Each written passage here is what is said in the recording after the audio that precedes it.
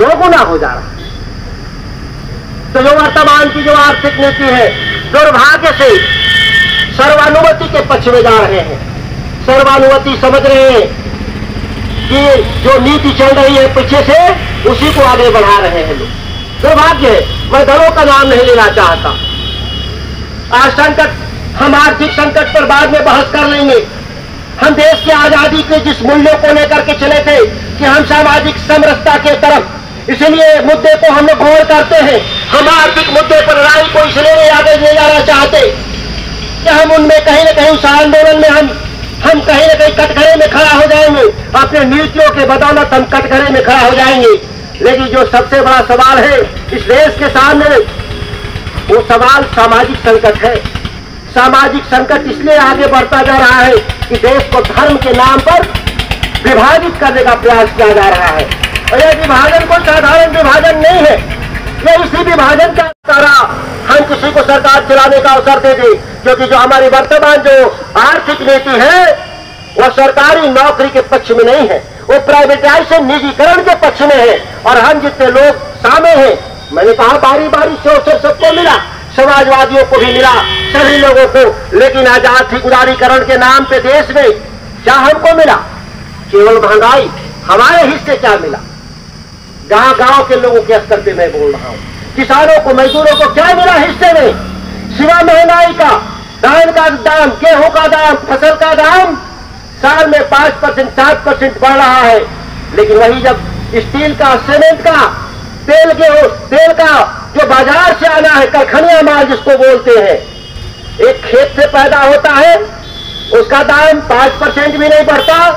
और वही कारखानिया माल कितना बढ़ रहा है? उसका 20% साल के हिसाब से बढ़ रहा है।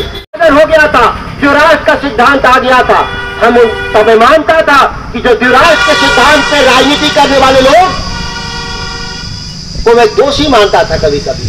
लेकिन जिस तरह से भारतीय जनता पार्टी और नरेंद्र मोदी की सरकार धर्म के आधार पर भेदभाव कर रही है, धर्म के आधार पर नीतियों का निर्धारण कर रही है, जिस आधार पर राजनीति और वोट लड़ने का काम कर रहे हैं, जिस आधार पर कहा गया था कि देश के कानून में, संविधान में लिखा था कि चुनाव आयोग सर्वोपरि है चुनाव के लिए, और जो व्यक्ति, जो दल धर्म के नाम पे और जातियों के नाम पे वोट मांगेंगे उनको चुनाव लड़ने से रोका जाएगा।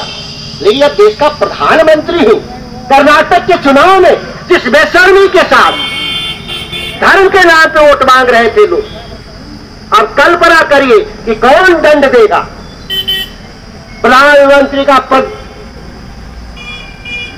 लेकिन पिता से कम भी नहीं माना जाता। मैं ये नहीं मानता कि वही पिता होता है देश का, लेकिन पिता से भी कम उसका मान्यता नहीं।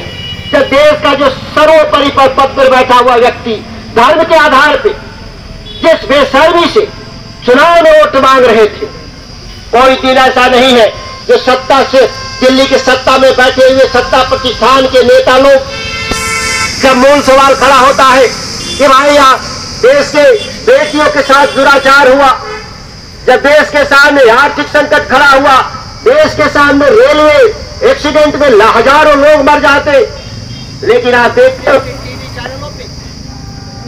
चैनलों पे कोई संख्या के आधार पर जो है हम उनको हक और अधिकार दिला सकेंगे, ये हमारे नेता का आह्वान है। इसी बात को लेकर आज हम यहाँ बैठे हुए हैं। हमारी मांग है, इसको हमारे साथियों ने यहाँ के जिला पदाधिकारी के यहाँ मांग लोग कर गए हैं, और उस मांग को हम जिला पदाधिकारी के माध्यम से महामहिम राज्यपाल को भेजेंगे।